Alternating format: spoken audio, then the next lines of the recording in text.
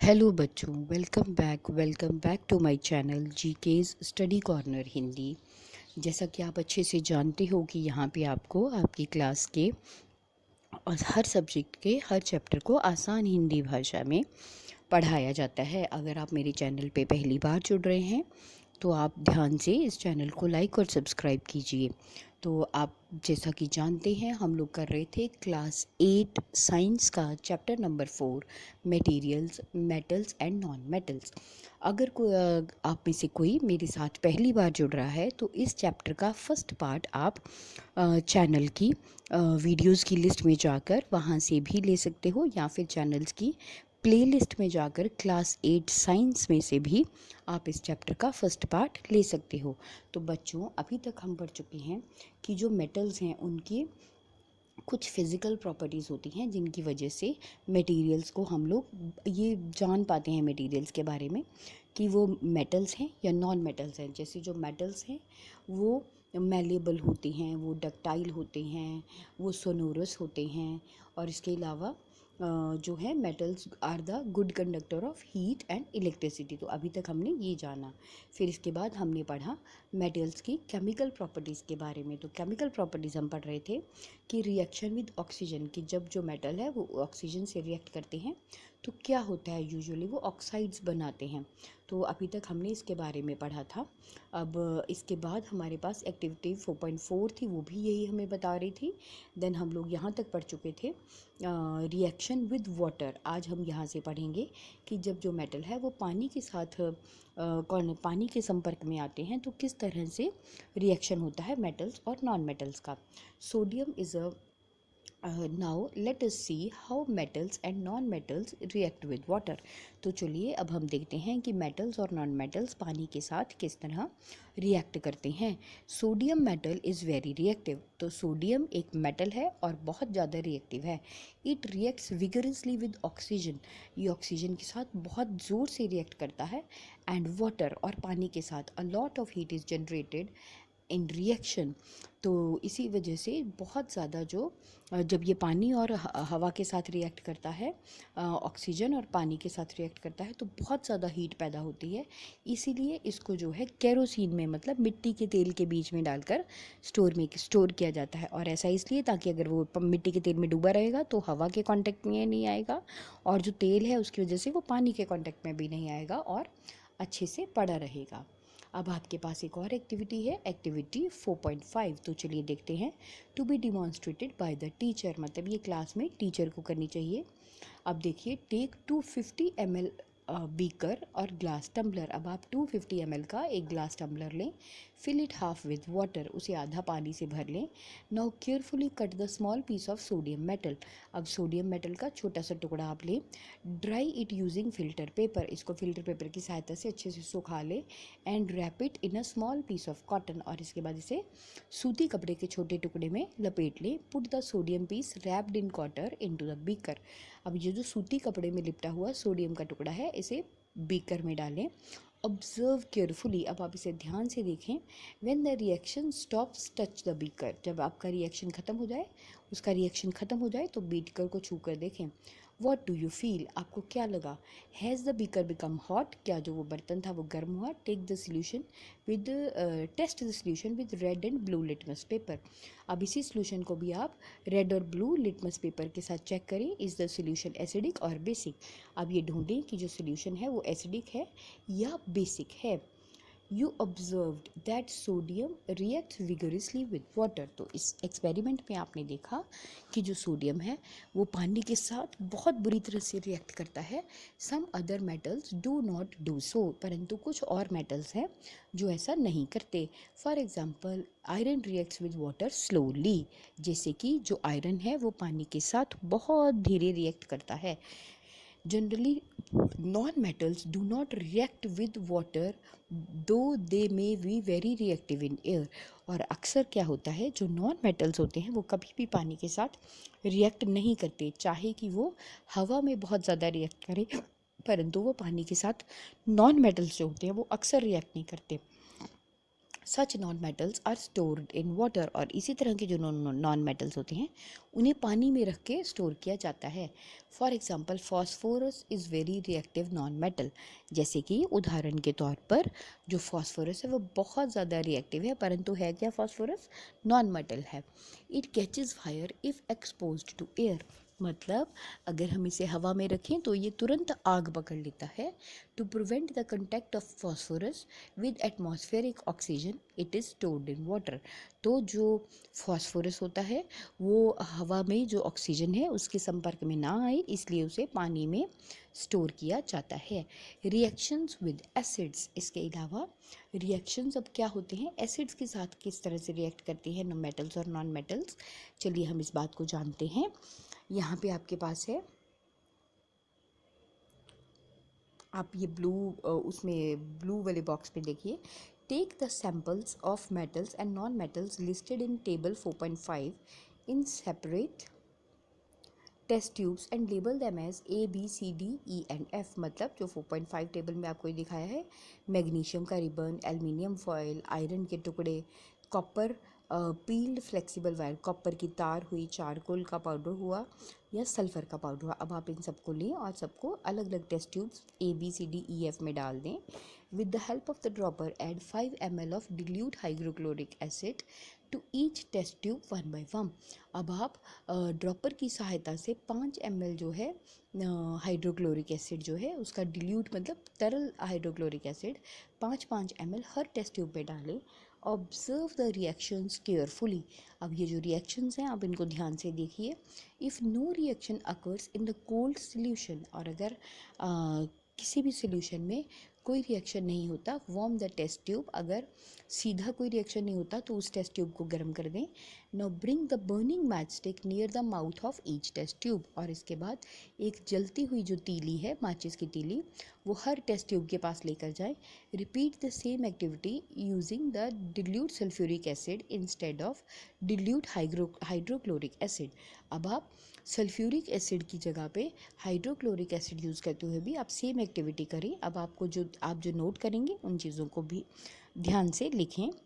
Is there a difference in the way the metals and non-metals react with acids। तो अब आपने यहाँ पे क्या देखा, क्या आपको ऐसा लगता है कि जो मेटल्स होते हैं और जो नॉन मेटल्स होते हैं जब वो एसिड के साथ रिएक्ट करते हैं तो उसमें कुछ फ़र्क होता है। What could the pop sound in some cases be due to when a burning match stick is brought near the mouth of the test tube. और जब हम टेस्ट ट्यूब के पास में जलती हुई तीली, माचिस की तीली लाते हैं तो पॉप का साउंड क्यों होता है। You must have found that non-metals generally do not react with acids। तो आपने यहाँ पे देखा होगा कि जो जितने भी नॉन मेटल्स हैं वो एसिड के साथ रिएक्ट नहीं करते, but metals react with acids and produce hydrogen gas. परंतु जो मेटल्स होते हैं वो एसिड के साथ रिएक्ट करते हैं और हाइड्रोजन गैस पैदा करते हैं, that Burns with a pop sound. और जब हम उसके पास मैचिस की तीली लेके जाते हैं तो वहाँ पे पॉप का साउंड पैदा होता है। और ये पैदा क्यों होता है, ये होता है हाइड्रोजन गैस की वजह से। जब जो मेटल्स हैं वो रिएक्ट करते हैं एसिड के साथ तो हाइड्रोजन गैस पैदा होती है, और जब हम हाइड्रोजन गैस के पास माचिस की तीली लेके जाते हैं तो वो पॉप के साउंड के साथ जल उठती है। You must have noticed that copper does not react with dilute hydrochloric acid. तो आपने यहाँ पे ये देखा होगा कि जो तांबा है वो हाइड्रोक्लोरिक एसिड के साथ रिएक्ट नहीं करता even on heating, but it reacts with sulphuric acid. तो आपने देखा होगा कि जो कॉपर है वो हाइड्रोक्लोरिक एसिड के साथ नहीं बल्कि सल्फ्यूरिक एसिड के साथ रिएक्ट करता है। सो रिएक्शंस विद बेसिस, अब यहाँ पे एक और टॉपिक है रिएक्शन विद बेसिस। प्रिपेयर यहाँ पे आप ये ब्लू वाला पढ़िए, to be demonstrated by the teacher, मतलब आप टीचर आपको ये करके दिखाएंगे। During the preparation of sodium hydroxide solution care should be taken that the pellets of sodium hydroxide are handled with plastic spatula. तो मतलब जब आप सोडियम हाइड्रोक्साइड सोल्यूशन बनाएंगे तो आप ये ध्यान रखेंगे कि जो सोडियम के टुकड़े हैं या सोडियम के गोलियां हैं उनको प्लास्टिक के चम्मच से लेंगे। So prepare a fresh solution of sodium hydroxide in a test tube by dissolving 3-4 pellets of it in 5 ml of water. तो यहाँ पे आप सोडियम हाइड्रोक्साइड का सोल्यूशन बनाएंगे, उसकी 3-4 गोलियां लेकर उसे 5 ml पानी में घोलकर drop a piece of aluminium foil into it. अब आप इसमें एक एल्युमिनियम का टुकड़ा डाल दें। Bring a burning match stick near the mouth of the test tube. अब इसके बाद जो टेस्ट ट्यूब है उसके मुंह के पास आप एक जलती हुई तीली लाए। ऑब्जर्व इट केयरफुली, उसे ध्यान से देखिए। What does the pop sound indicate? अब यहाँ पे क्या है, जो पॉप साउंड है वो क्या बताता है? As before, the pop sound indicates the presence of hydrogen gas. जैसा कि हमने पहले देखा कि जो पॉप साउंड है वो ये बताता है कि वहाँ पे हाइड्रोजन गैस बनी है। Metals react with sodium hydroxide to produce hydrogen gas. अब जितने भी मेटल्स हैं ये सोडियम हाइड्रोक्साइड के साथ रिएक्ट करते हैं और क्या बनाते हैं, हाइड्रोजन गैस बनाते हैं। Reactions of non metals with bases are complex. लेकिन जो नॉन मेटल्स होते हैं जब वो बेसिस के साथ रिएक्ट करते हैं तो वो काफ़ी अलग तरीके से रिएक्ट करते हैं। डिस्प्लेसमेंट रिएक्शंस, अब इसके बाद आती हैं डिस्प्लेसमेंट रिएक्शंस। अब देखिए, recall the activity of the reaction between the copper sulfate and iron that you perform in class 7. Let us observe some more reactions of that kind. अब आप यहाँ पे देखिए एक्टिविटी आपकी 4.8 है। Take 100 ml beakers and label them as A B C D E। 100 ml वाले beaker लें और उन्हें A B C D E का नाम दें। Take about 50 ml of water in each beaker. अब आप हर बीकर में 50 ml पानी लें। Dissolve in each beaker a teaspoon of each substance as indicated in 4.6a। जैसा कि आपको 4.6 में बताया गया है तो आप हर बीकर में डालें जो आपको सामान बोला गया है। जैसे कि यहाँ पे है बीकर ए में कॉपर सल्फेट डालें और कॉपर सल्फेट और जिंक ग्रैन्यूल डालें। बीकर बी में कॉपर सल्फेट और आयरन नेल डालें। बीकर सी में जिंक सल्फेट और कॉपर टर्निंग्स डालें। इसके अलावा बीकर डी में आयरन सल्फेट और कॉपर टर्निंग्स डालें और बीकर ई में जिंक सल्फेट और आयरन नेल डालें। तो अब आप देखेंगे कैसे रिएक्शंस होते हैं। अब यहाँ पे देखिए, keep the beakers undisturbed for some time. अब इन बर्तनों को आप कुछ समय के लिए बिना हिलाए छोड़ दें। Record the observations in your notebook, और जो होगा उसे आप अपनी कॉपी में नोट करें। What changes do you observe in various beakers. तो आप सभी बीकर्स में क्या क्या चेंजेस देखते हैं। You have read that one metal displaces other metal from its compound in the aqueous solution. तो आपने ये पहले पढ़ा हुआ है कि जब भी ऐसा रिएक्शन होता है कोई एक जो मेटल होता है वो दूसरे की जगह ले लेता है और जब भी उसे किसी एक्वस सोल्यूशन में डाला जाता है। अब ये ध्यान से देखिए, इन beaker A zinc replaces copper. तो जो बीकर ए है उसमें जो जिंक है उसकी जगह वो कॉपर की जगह ले लेगा फ्रॉम द कॉपर सल्फेट, और जो कॉपर सल्फेट है उसमें से वो कॉपर की जगह जिंक ले लेगा। That is why the blue colour of the copper sulphate disappears. तो इसी वजह से जो कॉपर सल्फेट का नीला रंग है वो उड़ जाता है या ख़त्म हो जाता है। And a powdery red mass of copper is deposited at the bottom of the beaker. और जो बीकर है उसके तल पे कॉपर का जो लाल रंग का कुछ लाल रंग का रेजिड्यू या लाल रंग का बचा हुआ सामान जो है वो बीकर के नीचे तल पे इकट्ठा हो जाता है। The reaction can be represented as follows. तो इस रिएक्शन को हम किस तरह से बोलेंगे, copper sulphate plus zinc is equal to copper sulphate colourless plus copper. तो जो कॉपर सल्फेट और जिंक है मतलब कॉपर सल्फेट और जिंक है वो जब आपस में रिएक्ट करती है तो वो उसके बाद उसमें से जिंक सल्फेट बनता है जो कि कलरलेस होता है और कॉपर बचता है नीचे जो कि रेड कलर का होता है। You can write down the reaction taking place in beaker B in the similar manner. अब इसके बाद हमारे पास है there could have been displacement of zinc by copper in beaker C by iron in beaker E. Similarly, iron could be displaced by copper in beaker D. मतलब इस तरह से अलग अलग तरह पे जो मेटल्स हैं वो दूसरे मेटल्स की जगह लेते हुए चलेंगे। Since we do not see any change in beaker C, अब यहाँ पे जो beaker C है उसमें कोई भी चेंज नहीं है। वी कैन इन्फर, हम ये सोच सकते हैं that copper is not able to replace zinc from zinc sulphate. तो हम ये मानते हैं कि जो कॉपर है वो जिंक सल्फेट में से जिंक को जिंक की जगह नहीं ले पाती। बट वाई, ऐसा क्यों होता है? when zinc can replace copper in beaker A, why cannot copper replace zinc in beaker C? हमने जैसे कि पढ़ा कि जो जिंक है वो कॉपर की जगह ले पाता है, तो कॉपर जो है वो जिंक की जगह क्यों नहीं ले पाती, ये बात सोचने की है। Remember that science is not about is not arbitrary. इसका मतलब है, आप ये बात को अच्छे से जानें कि जो साइंस है वो कभी भी तुक्कों पे या अंदाज़ों पे नहीं चलती। It follows definite rules. तो ये हमेशा कुछ तथ्यों पे बेस्ड, कुछ फैक्ट्स पे बेस्ड जो रूल्स होते हैं उन्हें फॉलो करके चलती है। And rule here is that, और यहाँ पे ये रूल है, zinc is more reactive than copper and iron. क्योंकि जो जिंक होता है वो आयरन और कॉपर के मुकाबले ज़्यादा रिएक्टिव होता है।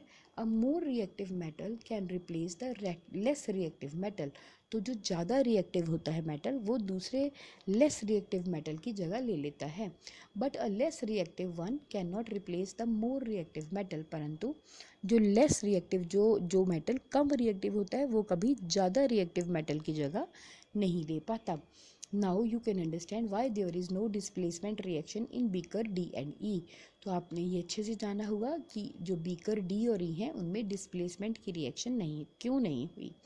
Can you guess the sequence of metals from more reactive to less reactive. अब आप ये जानें कि मोर रिएक्टिव मेटल्स कौन से हैं और लेस रिएक्टिव कौन से हैं। अब हमारे पास इसका टॉपिक आता है uses of metals and non metals.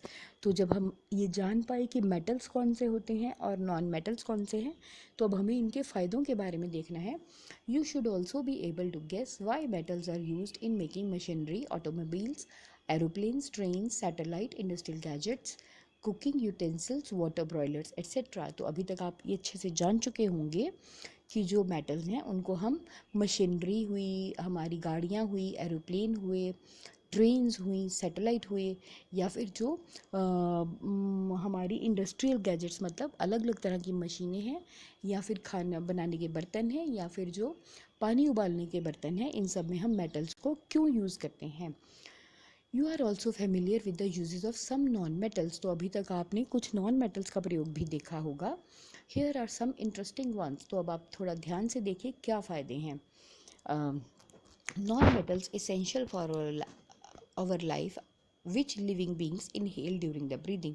Non metals जो हैं वो हमारे जीवन के लिए ज़रूरी हैं, क्योंकि हम कुछ नॉन मेटल्स ऐसे हैं जिनको हम अपनी ज़िंदा रहने के लिए अपनी सांस में अंदर लेते हैं। Non metals use in fertilisers to enhance the growth of plant. जो नॉन मेटल्स हैं इनको हम जो पौधे होते हैं उनकी बढ़ोतरी बढ़ाने के लिए खादों में भी प्रयोग करते हैं। Non metals are used in water purification process. तो जो नॉन मेटल्स होते हैं इनको हम पानी को साफ करने की प्रक्रिया में भी प्रयोग में लाते हैं।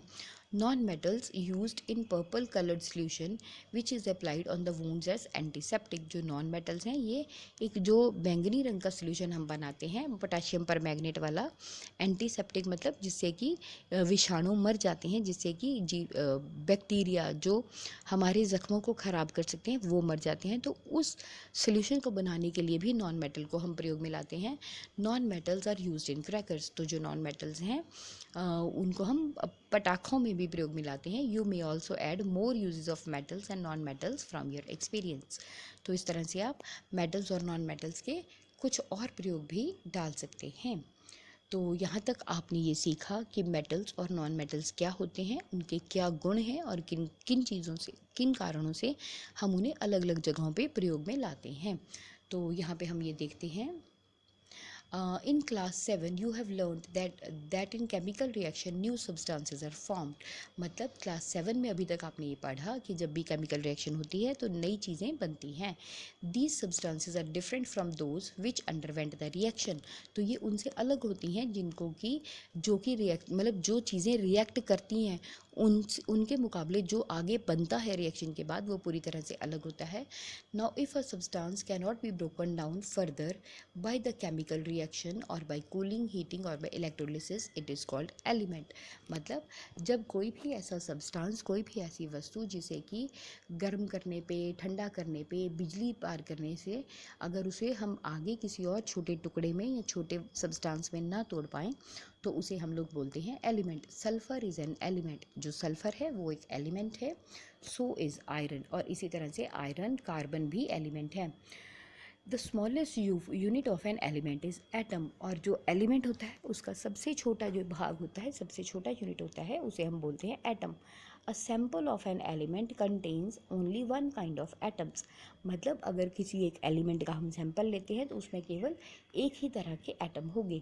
The atom of an element remains unaffected by the physical changes in the element. तो जो एलिमेंट होता है उसका जो एटम है उसमें अगर कोई भी फिजिकल चेंज आए एलिमेंट में तो उसका असर उसके एटम पे बिल्कुल भी नहीं पड़ता। फॉर एग्जांपल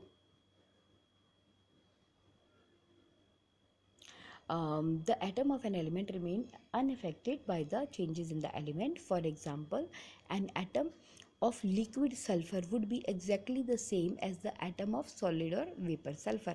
मतलब जो सल्फ़र है अगर चाहे वो लिक्विड फॉर्म में है, चाहे वो भाप की फॉर्म में है या सॉलिड भी है, तो उस केस में जो सल्फ़र है उसके एटम का तीनों कंडीशंस में जो उसका एटम है एलिमेंट का, सल्फ़र का एटम के स्ट्रक्चर पे कोई भी असर नहीं होगा।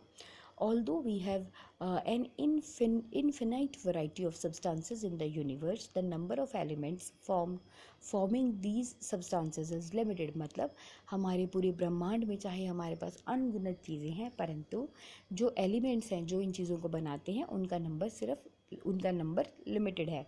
There are no more than 92 occurring elements. तो मतलब पूरी दुनिया में 92 से ज़्यादा नेचुरली अकरिंग एलिमेंट बिल्कुल भी नहीं है। The important classifications of element is in the term of metals and non metal. तो जो ये एलिमेंट है इनको बेसिकली हम दो भागों में बांटते हैं, मेटल्स या non metals. Most of the elements are metals. ज़्यादातर जितने भी एलिमेंट्स हैं वो मेटल्स हैं। Less than 20 are non metals, और इसमें से केवल 20 में से भी कम हैं जो नॉन मेटल्स हैं। अ फ्यू आर मेटलॉइड्स, कुछ जो है वो मेटलॉइड्स हैं which possess the characters of both metals and non metals. मतलब मेटलॉइड्स कौन से होते हैं, आपने पिछली क्लास में पढ़ा है, मेटलॉइड्स होते हैं वो जिनमें मेटल और नॉन मेटल दोनों के गुण हों। तो इस तरह से आपने इस चैप्टर में मेटल्स के बारे में और नॉन मेटल्स के बारे में डिटेल में पढ़ा। थोड़ी सी आपको इंट्रोडक्शन एटम के बारे में, एलिमेंट के बारे में, और जो आपका टेबल है मेटल्स और नॉन मेटल्स का उसके बारे में दी गई है। तो ये ज़्यादा डिटेल में आप अपनी आने वाली क्लासेस में पढ़ोगे। आई होप आपको यहाँ तक ये चैप्टर अच्छे से समझ में आया। किसी को कहीं कोई डाउट हो तो आप प्लीज़ कमेंट सेक्शन में मुझसे पूछ सकते हैं। Keep learning, keep growing, and please do not forget to like and subscribe my channel. Thank you.